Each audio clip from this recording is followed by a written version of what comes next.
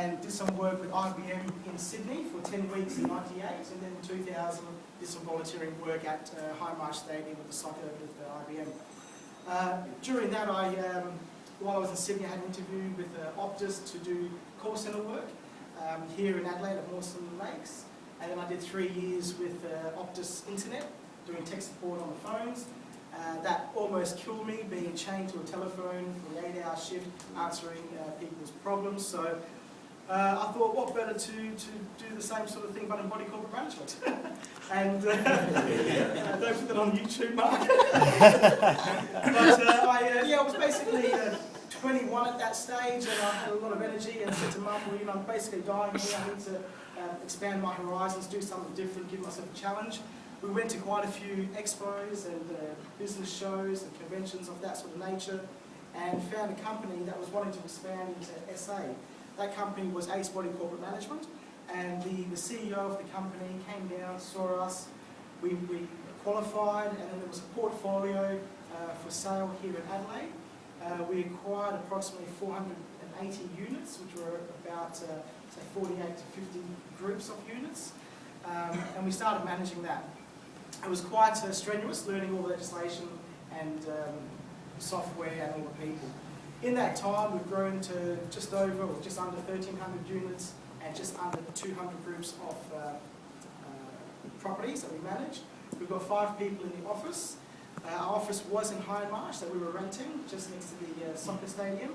And about 4 or 5 years ago, we bought a premise on Prospect Road, 252 Prospect Road, Prospect. If you're in the area, pop in. The actual building is the actual same colour of the banner. It's actually burgundy and cream, which is a bit ironic when we bought that building.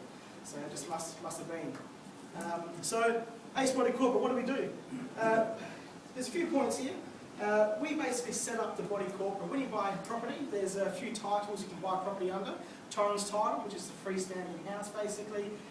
You have no limitations except council limitations in what you do. I'm just going to generalise it as much as what you're involved in. Then you've got a strata title, which where if you want to put multiple properties on a piece of land, you would strata it. They don't make that title anymore. They're called community title. So anything built in that sort of fashion is now called a community title. Where we come in is we come into we're more of the administrators for that property. So say if all of you bought an apartment in one building, okay, there's so many personalities and behaviours here. You need someone like me that can sort through all of that and be your one neutral point for any sort of communications or issues. So you guys would collectively discuss any issues like here today around the table, and then I would manage that situation, write down the minutes of this meeting, and talk about various things for the building. So it's one of these, or some of the issues that we'll talk about is how the building would be insured, which company you would take the insurance with. A lot of people don't know that strata or community is very specific, and there's specific companies out there to insure the properties. And one of those companies is CHU, known as Corporate Home Unit Insurance. Have any of you heard of CHU? Okay, fantastic. So CHU, MGA Insurance or Strata Unit Underwriters are some of the preferred insurance agencies out there to insure a body corporate. We also would manage the maintenance of your body corporate. So if you needed any sort of external painting, roofing, guttering, you know, one person might want to do A, B and C, another person wants to do D, E and F. We sort of take all these opinions and matters and sort it out, and through the legislation, which is the Strata Titles Act or Community Titles Act, there's a voting process that needs to take place. So based on the votes in this room, or if you were the owners of the apartment, certain works would go ahead and we would administer those works. Okay. We also deal with any sort of disputes. So if you've got tenancies or other occupants in the property, we deal with behavioural issues. So we would liaise with property agents to advise their tenants that they're not conforming to certain strata rules, or advise other occupants, not to create loud noise or have excessive cars on the property and whatnot. A recent situation, we've got a block of 3 units in Salisbury, and they've got a common driveway, and the tenants often have barbecues out the front, drinking parties out the front. They stumble across the common driveway, knock on neighbours' doors, wake them up, and up to 10 cars can be parked in the driveway, causing entry and exit issues. So we get involved, and we've got to be the middle person to notify the owner or the agent of that situation. When a property's brand new and just being developed, as Denise would know, at that time when the property is subdivided, they would need a body corporate manager to put all these things in place. Have the first meeting, set up the rules and regulations, there's the bylaws, have something to put there, and put this assurance in place.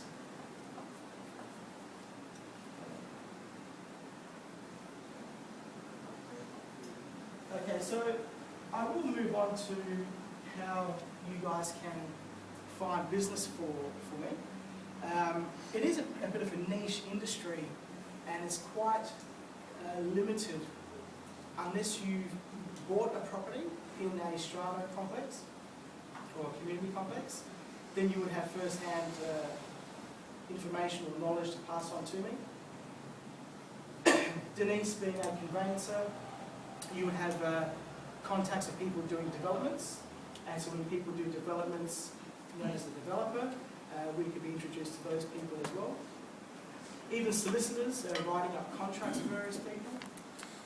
But also yourselves having friends that live in apartments. If you ever go visit them in a unit complex, that's also an entry as well to be introduced to those people. 2 minutes, okay. So any questions, and I'll take questions. Yep. Do you also deal with commercial properties as well? Yeah, commercial, residential, industrial, all of that we deal with, yes. So we deal with property all over South Australia. We've got properties down in Whyalla and Port Augusta as well, down to Rogan and Gambia. All within South Australia we deal with. Tyson, how do you guys deal with tenants that move out and leave the rubbish they don't want to take with them out in the common property? Yeah, so that's quite a common issue. And basically, if the tenant's gone and if you can't identify who's put the rubbish there, unfortunately the body corporate's left with that bill to remove the rubbish. So if someone's cited and we say, okay, you know, the tenancy number one, we can actually prove that they put it out there because they spoke to me while they were actually putting it on the site, then we can go back to the owner and say, listen, we've actually got knowledge that your tenant did it, you need to remove it, otherwise the body corporate will remove it and bill you for that cost. Yeah. So there's certain things that you can do under the legislation and bill certain expenses back to the owners. Tyson, how do you deal with tenant or members of the body corporate that don't pay their fees? Okay, so good question. We basically have a very tight legal or an arrears process that we identify at the AGM, get the owners to approve our process, and it's quite a fair process, but ultimately the last point is their accounts will go to the solicitors, a debt collection agency, and then the solicitors will then deal with that process with the owner, and ultimately if the owner doesn't cough up, we will sell their unit. So under legislation, we will sell their unit to pay an $800 bill. So we've gone through 3 warrants, the warrants for sale at the sheriff's office, and it's gone to the fact that it's almost been for sale, but then they've paid up $600 or $1,200. So, but people will push it. When it goes to the solicitors add an extra 10 or 20%, so the bill might be $200 or $300. And then the solicitor's fee might be $200 or $300 for each interaction. Once they've incurred, say, maybe $500 or $600 for the solicitor's fee, magically they've paid up. So instead of paying up $250, they've paid up $800.